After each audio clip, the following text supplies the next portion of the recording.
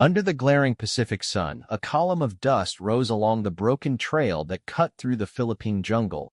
It was April 1945, just days after the thunder of battle had fallen silent. The air still carried the scent of cordite and burned palm. A group of Japanese prisoners, all women, nurses, clerks, and auxiliary support staff of the Imperial Army, were being escorted by a squad of American soldiers. They moved slowly, eyes fixed to the ground, uniforms torn and muddied from weeks of hiding. Many had not seen clean water in days. What lay ahead would defy everything they had been told about the Americans who now guarded them. The Japanese women had grown up under a system that taught them to die before surrendering. They had been told that American soldiers were beasts, merciless, violent, and unworthy of compassion. From the first days of their training, propaganda films had shown the enemy as a faceless horde that tortured prisoners and violated women. But now, standing in the fading heat of a conquered outpost, those stories began to crack. The Americans offered them canteens of water. One soldier, his sleeves rolled to the elbow, tore open a field ration and gestured for them to eat. The women hesitated. Then one, trembling, took the food and brought it to her lips. She did not die. She tasted chocolate for the first time. At the nearby field camp, the prisoners were processed under watchful eyes. The guards were Marines, sunburned and worn out from months of fighting across islands. They spoke in quiet tones, avoiding the triumph or cruelty the women had been conditioned to expect. When one of the prisoners collapsed from exhaustion, a medic rushed forward and caught her before she hit the ground. He checked her pulse, his hands steady but gentle. The other women watched, wide-eyed, as he called for bandages and morphine. The idea that an American would treat an enemy woman's wounds was almost beyond belief. Across the Pacific, the tide of war had turned sharply. Japan's once proud empire was crumbling under the relentless advance of American forces. On Luzon, the Philippines' largest island, U.S. forces under General MacArthur had swept northward, cutting off Japanese divisions and capturing hundreds of thousands of stragglers. Among them were the few surviving female auxiliaries of the Japanese Army's nursing and communication corps. They had been stationed in makeshift field hospitals, tending to the wounded as artillery fire shook the earth. When the front collapsed, many followed the male soldiers into the jungle, refusing to surrender. They believed the Americans would execute them on sight. Yet what they found was not the barbarity they had been told to fear. At the camp perimeter, barbed wire glinted in the afternoon sun, but inside the atmosphere was one of order, not vengeance. The Americans distributed food, blankets, and medical supplies. Interpreters from the Allied translator and interpreter service recorded the women's names, ages, and units. The tone was firm and procedural, but not cruel. Some of the women began to weep silently, not from fear, but from confusion. Their captors were treating them as human beings. For the Americans, too, the moment carried a strange weight. Many had lost friends in the same jungles where these women had served. Some bore fresh scars from Japanese ambushes and bayonet charges. Yet the war was shifting from combat to captivity, and the U.S. military command had made it clear prisoners were to be treated under the Geneva Convention.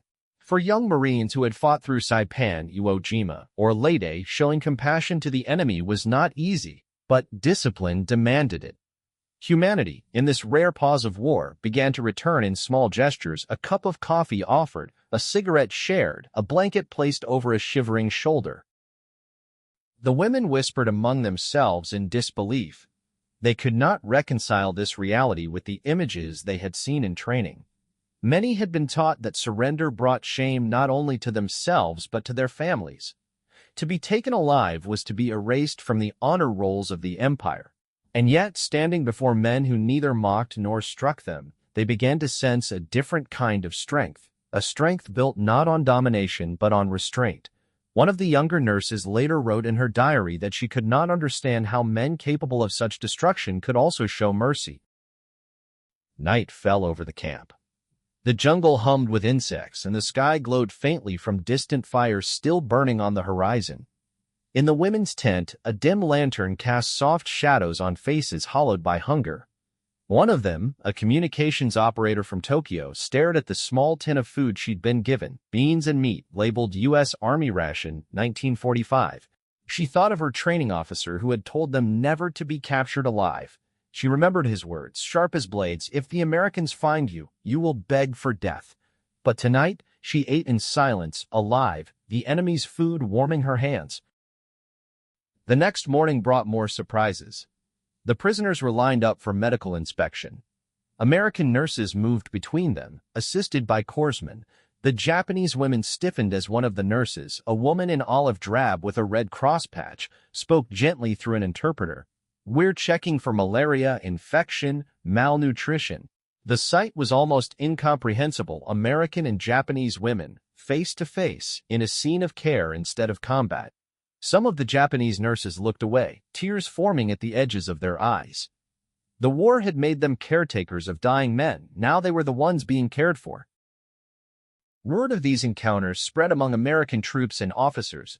Many had never seen Japanese women before. To them, the enemy had always been male, fanatical soldiers fighting to the last breath. Now these women stood as living symbols of a collapsing empire. For the Americans, it humanized the enemy in ways propaganda never had. For the Japanese women, it shattered years of fear and indoctrination. The meeting of captor and captive revealed not just the difference between armies, but the distance between two worlds built on opposite ideas of war and honor. Far away in Tokyo, broadcasts still spoke of victory, of the emperor's divine protection, of American brutality. None of the words matched the reality in the Philippine jungle. Here, the myth of the merciless invader dissolved under the simple act of a shared meal. Even as the women were marched further south for internment, they carried that shock with them.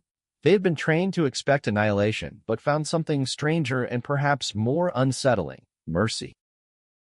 As the column moved once more, the sun rose high and burned against their backs.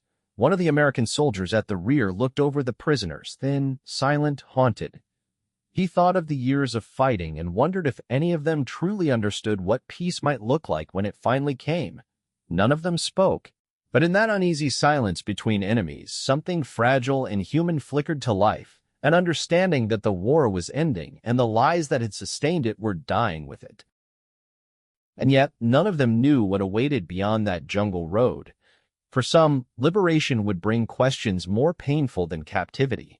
The world they were returning to no longer existed. The empire they had served was falling apart. Ahead lay surrender, humiliation, and for the Americans, the first glimpse into a defeated Japan that still refused to believe it could lose. The women's astonishment at compassion was only the beginning. What they would see next would challenge both sides' deepest beliefs about mercy, vengeance, and what it truly meant to win a war. The sun had barely risen over the camp when a team of American medical officers arrived with their equipment: field microscopes, crates of penicillin, vials of sulfa drugs, and rolls of bandages still sealed in wax paper. The Japanese women watched silently, unsure what to make of the operation unfolding before them. They had tended to wounded men with almost nothing: boiled water, bamboo splints, and rags torn from uniforms. To see the enemy unpack a full mobile hospital seemed like witnessing a miracle of science. One nurse whispered to another that even Tokyo's best army hospitals had never possessed such abundance. For the Americans, penicillin had become a weapon as vital as rifles or tanks. Since 1943, mass production by companies like Pfizer and Merck had turned the antibiotic from an experimental substance into a life-saving tool of modern warfare. American logisticians ensured that every division had access to it through refrigerated supply chains stretching from California to the Pacific. It was cold, clinical efficiency, an industrial miracle of medicine. When an American medic injected a Japanese prisoner's infected wound and explained that she would recover within days, disbelief crossed her face. She'd seen hundreds of soldiers die from the same infection. The realization struck her like lightning. The enemy was not just stronger in arms, but also in healing. The captured nurses began to talk in low voices, recalling the conditions of their own field hospitals. They had worked in caves, surrounded by groaning men who begged for water, cutting away gangrene with razors under candlelight. Supplies had run out months before surrender. One recalled mixing crushed aspirin into muddy water to calm a soldier's agony. To them, medicine was an act of endurance, not abundance. Now, as they watched the Americans sterilize instruments with precision and treat even prisoners with antiseptic care, their pride began to fracture. An American lieutenant from the medical corps noted each patient's condition on a clipboard. The system was mechanical yet humane. He gave orders for hydration, nutrition, and rest. The Japanese nurses realized that he was younger than many of them, barely 25, but he carried the authority of an empire built on logistics. The same supply system that had fed the U.S. Army across half the planet now sustained its compassion as well. To the women, it was both awe-inspiring and humiliating.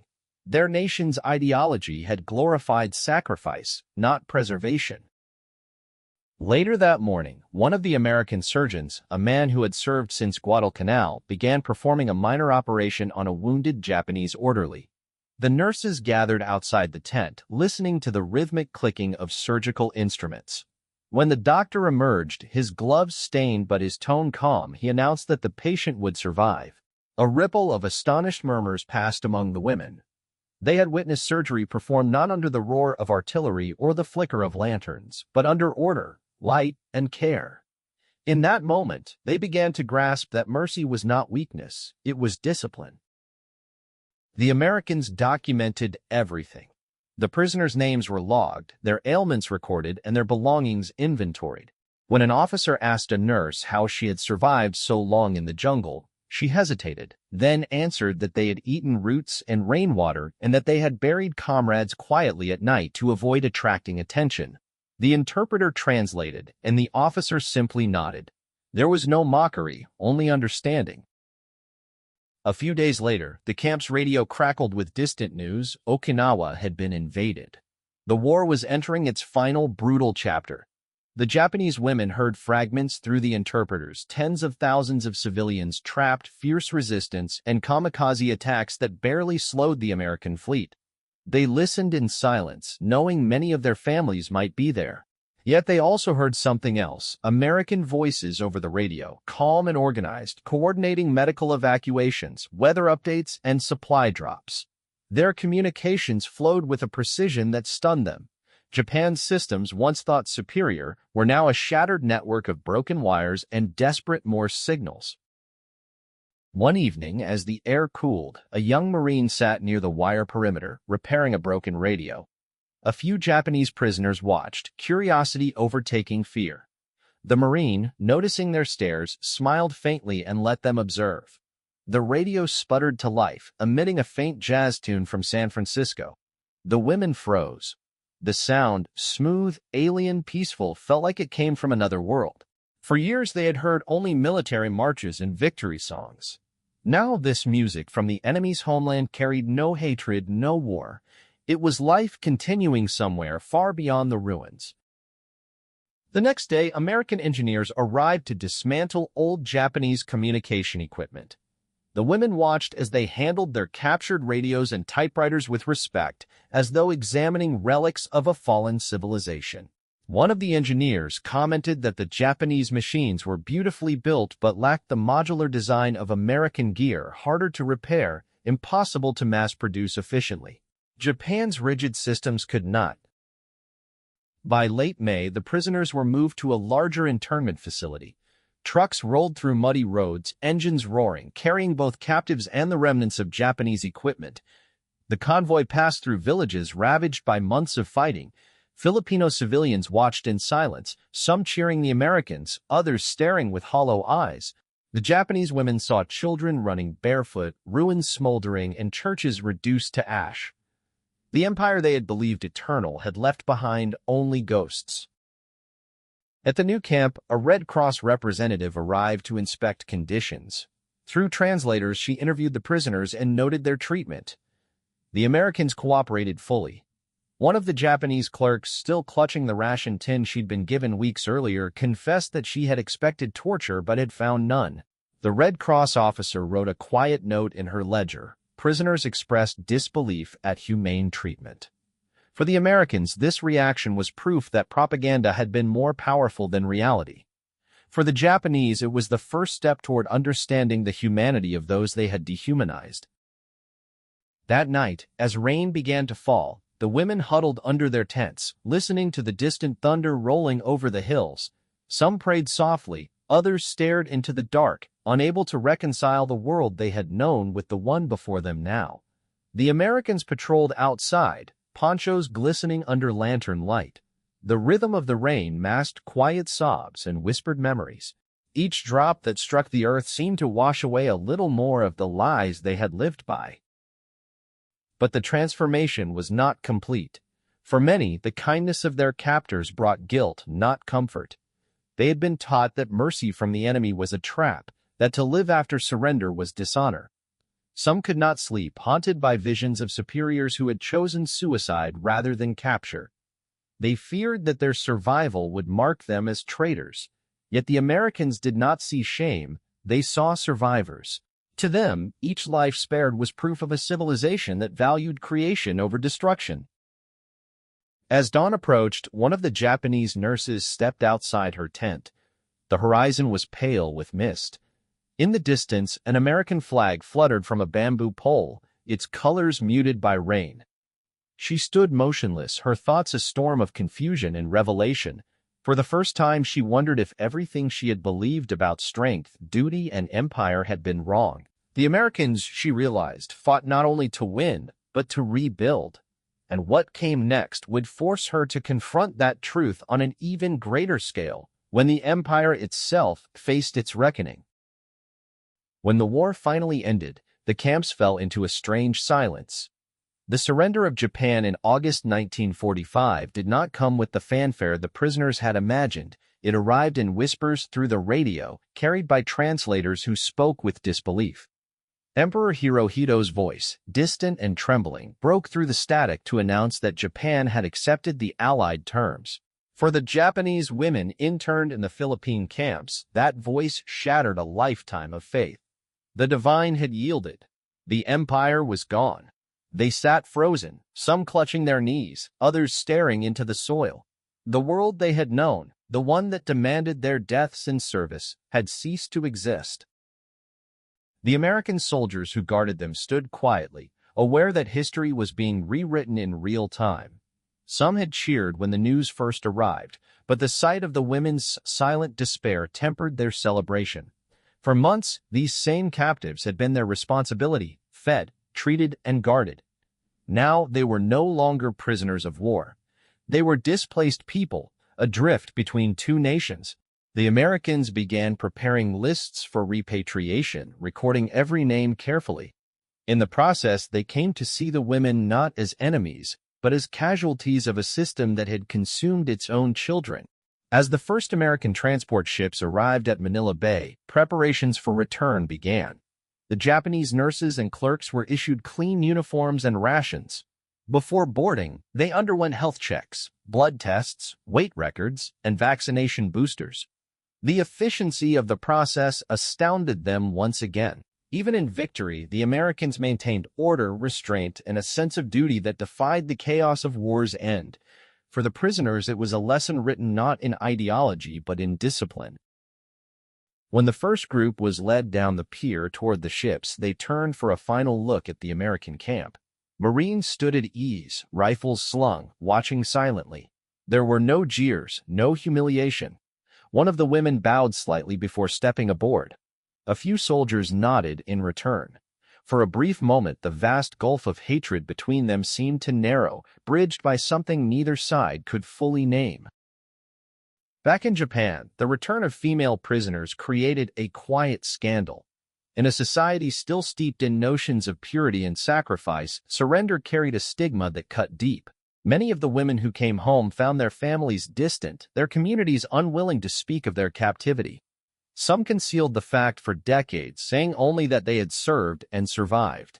Yet inside them, the memory of that first encounter with the Americans endured, a moment when mercy had undone years of fear.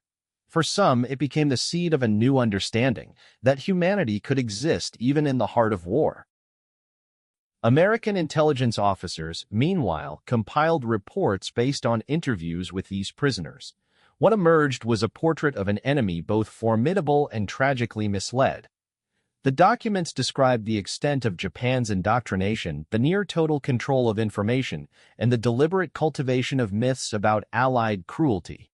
Analysts concluded that psychological warfare, truth itself, had been one of America's most powerful weapons. The very shock that these women had felt was evidence of how deeply Japan's propaganda had distorted their world. Across the Pacific, military psychologists studying prisoner behavior noted a striking pattern. Japanese women, once convinced that capture meant dishonor, often adapted more quickly to post-war life than their male counterparts.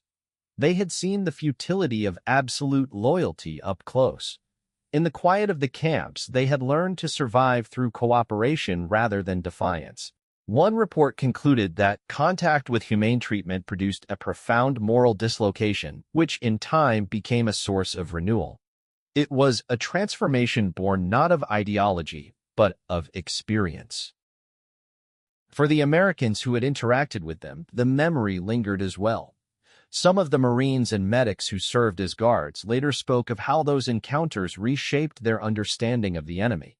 They had expected fanatics and found frightened, exhausted women whose courage had been twisted by a cruel system.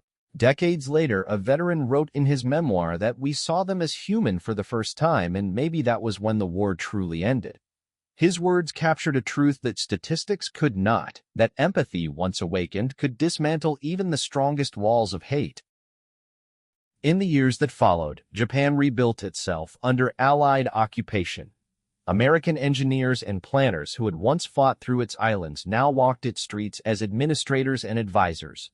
The very discipline and compassion that had stunned the prisoners became pillars of reconstruction. Public health systems were overhauled, medicine and sanitation improved, and education reform began teaching critical thought instead of blind obedience. Some of the former female POWs found work in these new hospitals and schools, quietly helping to rebuild the nation they had once served under the banner of total war. Yet the psychological scars remained. Many of the women carried a dual burden: gratitude for the mercy they had received and guilt for having survived when so many had not. Some visited shrines and left offerings for their fallen comrades, whispering apologies for living. Others kept letters hidden away, describing their days in captivity in careful handwriting, as if afraid the paper itself might betray them. For decades, these testimonies remained unseen, buried in drawers, or burned in silence. It was only generations later that historians began to uncover their significance, not as tales of shame, but of revelation. In post-war documentaries and interviews, a few surviving nurses broke their silence.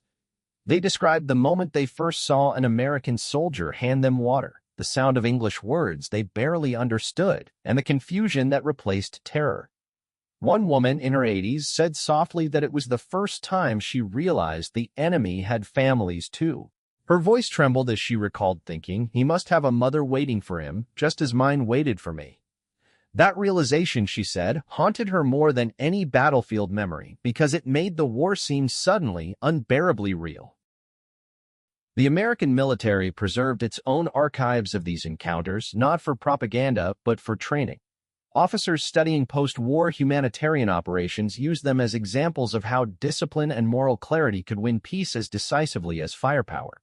Reports emphasized that the humane treatment of prisoners had not been sentiment, it was strategy. By showing mercy, they had dismantled the enemy's mythology and opened the door for reconciliation. The woman's astonishment had become, unintentionally, a weapon of truth. By the time Japan emerged as a democracy and ally of the United States, the memory of those jungle camps had faded into history.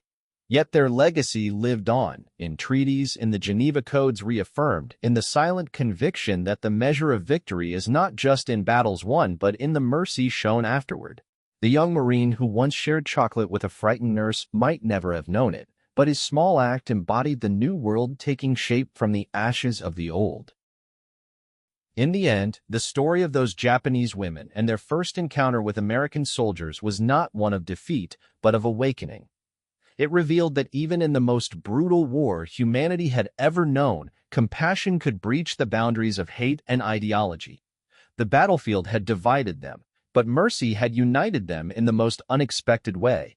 Years later, one of the women wrote in her final letter before her death, dramatized, "We saw the face of the enemy, and it was human."